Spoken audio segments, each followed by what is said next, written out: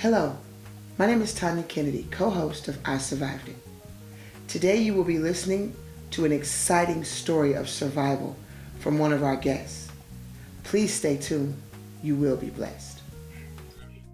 Kiara, also known as Kaysap, which um, ties into like my story and like everything. That stands for Keep All Young Souls at Peace, which is kind of like after I experienced so much heartache, it was just like a big part of me was just like I have to like live for like helping nobody else ever experience that. Like so I guess I kind of did have a pain, it comes out of pain, the want to help others. I started to feel depressed when I was in sixth grade. I had to be about 12 years old. I think roots of depression began when I was in like fifth grade. Because when I was like younger, before then, I really didn't have many encounters with other kids my age. Because I didn't really like, we didn't really have needs, so like it was really just, I just stayed after my siblings and my family. It was we kind of really did stay to ourselves. I mean, we did have like people that we hung out with or talked to, but for the most part, it was just us growing up. So up until like fifth grade, that's when I started to make friends, but it was kind of like they were mean to me. And I didn't really ever understand why, like, I was very, like, I felt very rejected by them. So with that, I guess it was like the shock of that, the way it made me feel, a part with everybody, the way that made me feel included like everything else that had already happened up until then, it just kind of like, that's where it started. But, in my life, I experienced a lot of trauma that I guess a lot of people, like the average person, wouldn't say like they would experience one or two, but I want to like I experienced all of it. Like a lot of major traumas that people would experience, I wanted to have experienced. And so the first one that really is like something that really bothered me when I was 3 years old. I was molested by my sister's dad. So that kind of always stuck with me also. It made me feel like when I first, like, so I was 3 when it happened, so I didn't really have much of a understanding of it. But being told and then like growing up, I started to really comprehend what it was, and then I realized that deep down inside it really did affect me in a way I didn't understand. So that always stuck with me. And then a few years later, maybe a few months later, my dad passed away. My real dad passed away, and that was hard for me after, like, with the same growing up. I was afraid I never got understood it. I want to say I was probably in denial when it first happened because it's like, I don't care, mom. I want to eat dirt. I don't care what you're saying right now. I just got tired of playing in the dirt. But that's the kind of kid I was. I could play in dirt. So I didn't really understand. But growing up, it was hard for me because I knew when someone dies when you're older, it's kind of like, I'm upset about everything, the memories that I've had with them. I'm cherishing, reminiscing. But when someone dies in your life and you're so young, the age I was, it was kind of like, I missed what I could have, and it was just like, I can't ever ask him about his life, everything I know about my mom. She told me directly, but everything I know about him, it was like, people told me. So he never really told me anything. So that was hard growing up about what it could have been.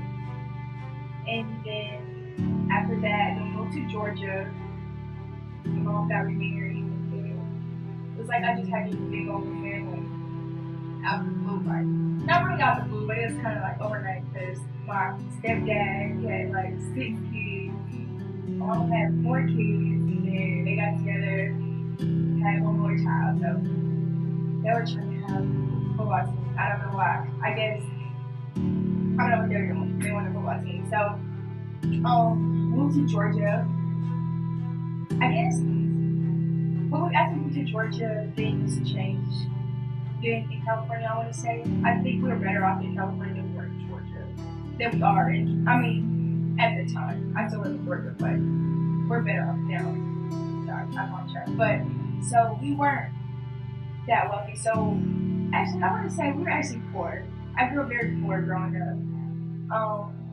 So just any kind of poverty you could think of, like from time to time our power would get cut off, or our water, or like evictions, or like just different numbers of poverty. That's what we went through growing up. So it wasn't. I never even thought about asking my mom for stuff. Not because she wouldn't like give it to me, but it was like I didn't want her to have to worry about anything, anything but things that she had to worry about. So I didn't really get involved in things growing up, like sports or things like that, just because I didn't ever really want to burden my mom, because I knew like she had bigger things to worry about. So I guess that was a big thing for me growing up, because I stayed to myself. Like I didn't really. I had friends. Don't get me wrong. Like I'm a very social person. I had friends and stuff like that, and I would go out. But for the most part, I got to say I was very. I guess I was like sheltered. Like a lot of times I would just stay at home and write. Up until like we moved to Griffin, but after the poverty, there's a lot of people. Like aside from the poverty, there are a lot of people in my life who have died. Starting with my real dad died when I was 3, like I said, and then I remember I want to say my Uncle Jimmy died after that. After my dad, and my Uncle Jimmy, and then I want to say then my grandmother died. I lost all 3 of my grandmothers within like 2 years of each other. I had 3, it's extra special. I had 3, then I lost them all at the same time, just about. So after Uncle Jimmy, then my stepdad's mom died, and then my mom's mom died, and then after that, like 2 years later, then my real dad's mom died, and then my uncle Frank died, my goddad died, and then my cousin died, and then my stepdad died. When did your stepdad pass? So it was just a lot. It was a lot. At the time when I actually decided that I was suicide, so we moved. Okay, so we lived in Hampton. After we lived in Hampton for most of my like childhood, or like my middle school years, so elementary from like 4th grade all the way up to 9th grade, I lived in Hampton. And so I was happy here for the most part. Like for like as far as like my everyday surroundings, like school, my home life, general things, I was happy with. But it was small things. I mean, there were small things that I wasn't happy with. So I guess that affected me. My stepdad got diagnosed with cancer. Like I think this summer, like for my 9th grade year, he got diagnosed with cancer.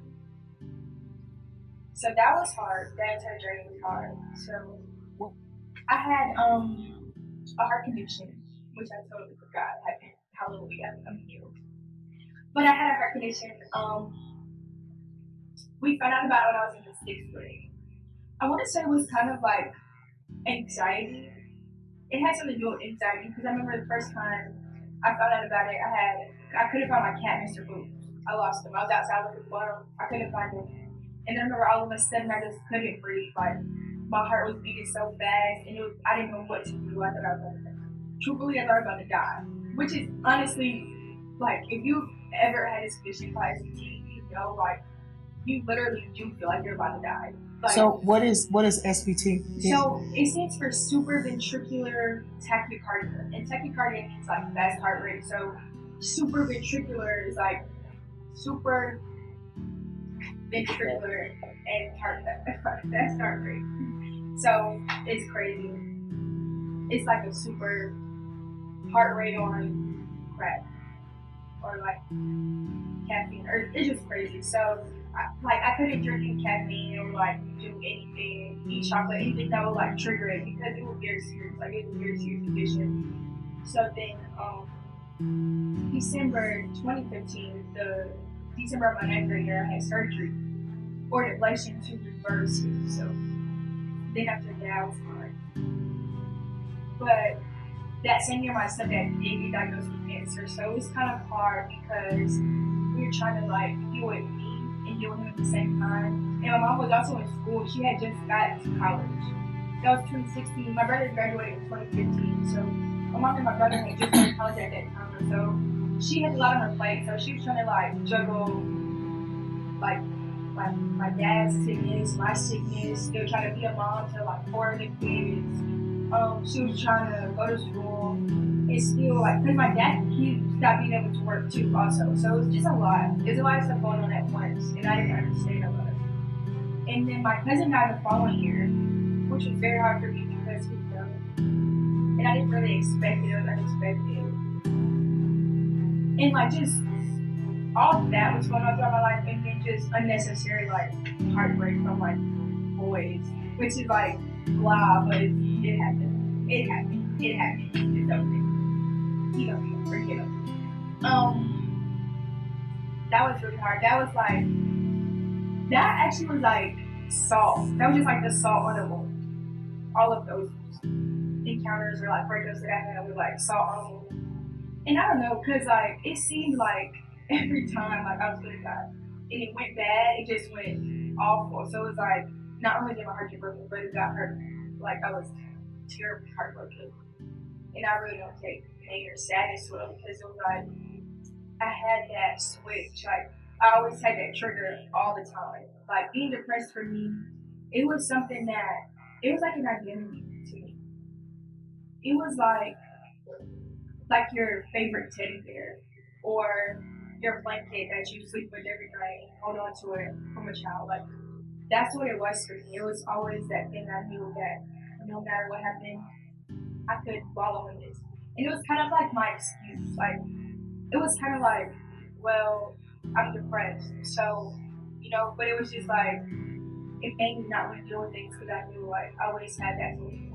And I remember once, someone told me like, you want to be depressed, like you. This was last year. I attempted to commit suicide last December, on December 12th, 2018. So around this time, this was the time that I was coming like really spiraling to the edge. Like at the time, I was in a relationship. I was in a relationship with this guy, and we were together for almost a year at the time. So we were together for a long time, and I think the relationship that I had with him, the toxicity of the relationship made me realize how depressed I really was because every time something would go wrong, I would spiral like I would just lose it. And I think the relationship was one of the biggest factors to making me, get to that place that I was in. He had cheated on me like twice, and that was hard for me. He was in college, I was in high school, he was away at college, so it was just like it was just a lot of the relationship like that just really tore me apart. At that time, my stepdad and my mom were going through like a separation, so my stepdad actually did move out on my birthday, and then I found out I got cheated on my birthday, so it was kind of like Wow. awful. Wow, it was terrible. That was really a terrible birthday, and then next time to get my job, so it was like, it was a bad time for me, like one of the worst times. I had just moved schools. I didn't really like talk to anyone, so I just moved schools, and then my grades were dropping. Like it was just so many things were just going on. And he was in college, so that was hard for me because at the time, like we were together for so long, and it was kind of a serious relationship. So he kind of became like one of my closest friends. So for him to be away all the time, it was kind of even hard to even maintain our relationship just because of the nature of it, like how close we were. So with him being like away at college, it was really hard for me to like be by myself all the time because it wasn't like I had like these really close, like strong friendships. So it's kind of just like because I had just moved already, like I had moved my ninth grade year from the school Hampton, which I was at from like fourth grade, being growing up with these people all the way from like kids to like teenagers. So that was hard moving away from them. So I hadn't established any like strong bonds. Like all my friends still stayed where they were, and it was hard because we were in 10th grade. Not many of us drove yet, so it wasn't like we were just pulling up, in action or whatever. So it was kind of hard to keep in touch with them. So I was pretty much like by myself. We didn't have our own place at the time either, and that was a big factor to it. So at the time, I was in a toxic relationship. My parents were separated. I had been cheated on like twice at this time, and he was the type of guy like I remember I had a conversation with him after we broke up. It was like months after, and he said, "I wish you wouldn't have had such a big mouth about us being together because I probably would have never even got caught." And I was like, what? Either way. And that just showed me like later on like how much of a like who he really was. Like he just showed me his character in that statement. Even if it was a joke or not. Like that was just treacherous. I was just like, sheesh. Okay.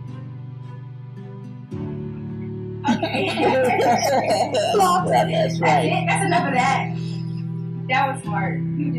That relationship as a whole just really changed me.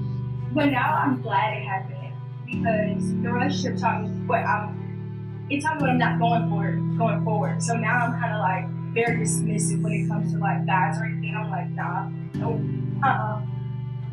no, my best friend showed me a post today and it was like, I can't be with him looking like he's eating that toast. I can't.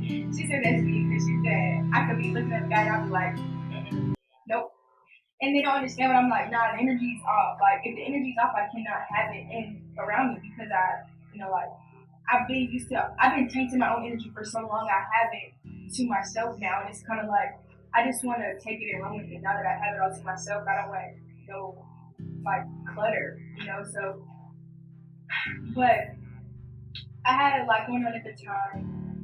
And I remember the night, okay, so a lot of people don't know this, but this one thing is really what had drove me to really just say like I can't do this anymore. Like I was dating the guy and I remember I worked at this restaurant and my manager and I were very close.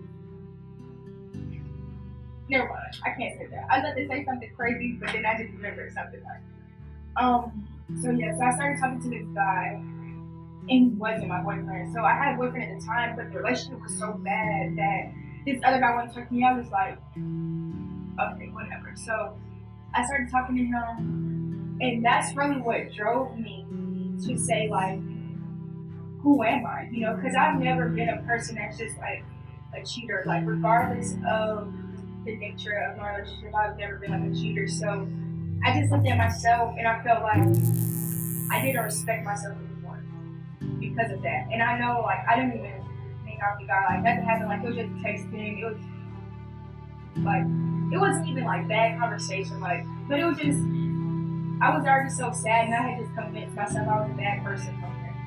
And so from that point, I broke up with him. I broke up with the guy. And I stopped talking to the other guy. And I was just devastated. Like, everything made me so sad. I just was so devastated. Like, I just remember being at work and I couldn't even like get to the shift. Like, I had to go to the bathroom so many times at the shift because I was just crying the whole time. Like, it just felt like everything was just done. And I just took and I just calculated everything to myself and I was just like, this is terrible. Everything was terrible. And at that time, my mom and I, we weren't having the best time in our relationship. I don't know why. She didn't agree with the boyfriend I had, and I really wish I would have listened to her because she would tell me all the time, and I was like, Mom, you don't know him. Mom. You don't even know him like that. I love him. Mom, I love him. You don't know him. You don't like him. You just want, but I still listen to her. She was like, too funny. So Then I remember I broke up with her and I went to work with her one day. Or not work, but she had an interview for a new job. So I went with her. And I remember I was just so sad. And I saw I remember seeing something out the corner of my eye that looked like somebody, like a body, hanging from a building. And then I looked over and I said, and I looked again and I was like, like that wasn't real. But from that point in the day forward, I just was so sad. And I remember this was December 10th. I broke up with Daryl. I broke up with like December 10th, and then I went to work. I want to say it was like on a Monday, because I remember I used to work on Thursdays. So yeah, because December 12th is on a Thursday this year. So I know it was on a Wednesday last year, so it was Wednesday. And that Monday I woke up with him, and then that Tuesday I was sad. I just remember being sad that whole day. That Wednesday, I was very sad that whole day. I couldn't even finish shift at work. I remember my mom, she came to pick me up, and we had a talk in the car. I really don't remember what exactly was said in the car, but we had a talk. And it was pertaining to my well-being and my mental health. But I think in the talk we were trying to come up with a plan. I remember saying to her, Mom, I just don't feel like myself, So then we had a talk, and I got in the car from work, and then I went in the house, and I remember getting in the shower, changing my clothes to get in the shower. And that shower, it was like everything just hit me. Everything just hit me, and I just felt all of it. And so at that moment, I decided, yeah, this is it. I'm gonna do it. I'm gonna kill myself. So I remember I didn't know what I was gonna do. I truly, matter of fact, I'm actually a chicken. I was really trying to think of how I would do it, and I'm that's gonna hurt. I'm not even just trying to do all that. That's really what I was going through, the process in my head, sitting in the shower. I wasn't in the shower, I had got out to sit on the toilet, in my towel, just crying too, just crying. Ugly cry, no, it's not. Just thinking ain't gonna do that. I'm not gonna do that. And I was no, you've cut yourself. Because I used to call myself, I was you've cut yourself before you was. So I tried to do that, try to cut myself and just whatever. But it didn't work. I guess I didn't cut myself enough. Like I said, I'm a chicken. I didn't do it on purpose. And something, not to make a joke out of it, but after that I took a lot of pills. I took a lot of pills. I took some mucus relief pills and some antibiotics, which that combination didn't do anything. It literally did not do anything to me. It really just messed my stomach up and just got me when I tell you I was in that hospital, okay, so I'm just finish the story up because this is the ending, not the ending, but the point I'm getting to. So I took the pills and I just started crying. I remember sitting on my bed writing messages to everybody. I was just writing text messages to everybody. Oh my God, I love you so much. I'm just truly thankful for you for your protection, because I knew if I really did die, if this was the last, hurrah, then I want people to get something from me, remember me in a way that, I want them to remember, which would probably just make her even sadder. That's good. Besides the point. But so after that, then I started crying. I took the pills, and then I went to my mom's room screaming, and I was ugly cry. I just took a whole bunch of pills. She was well, I think she was asleep actually. She was what? And at the time,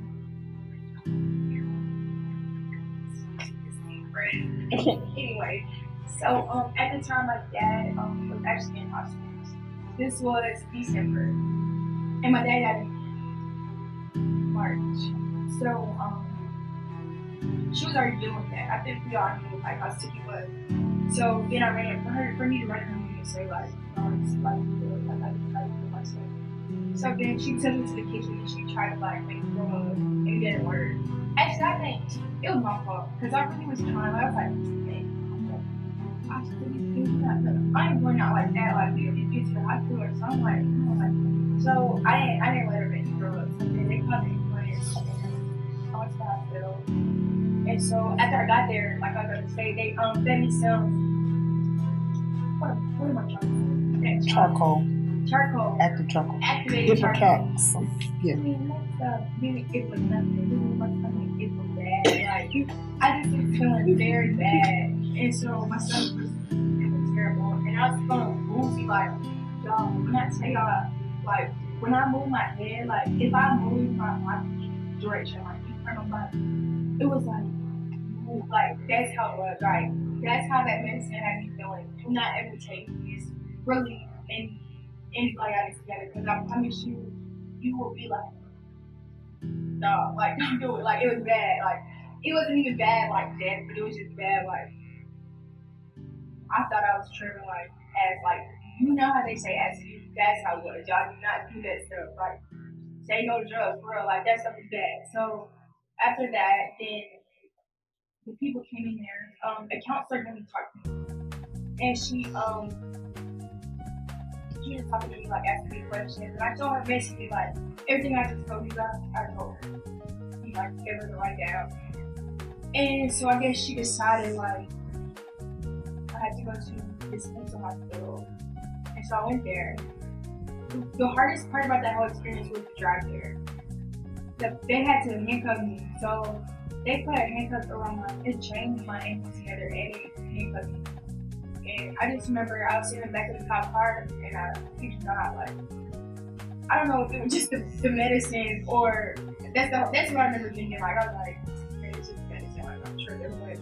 I remember looking at my reflection and I could not recognize myself. Like, I'm serious. Like, I just remember looking at myself and I really could not recognize myself. Like, it was scary. Like, it was the scariest thing I ever experienced because I really looked at my reflection, like, who is this? Like, what did I do? Like, who are you? And it just seemed like I had, like, that was it. Like, at that point, I had hit my lowest point.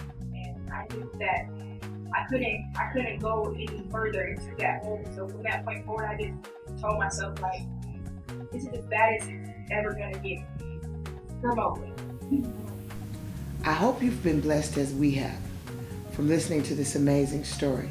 You've been listening to I Survived It.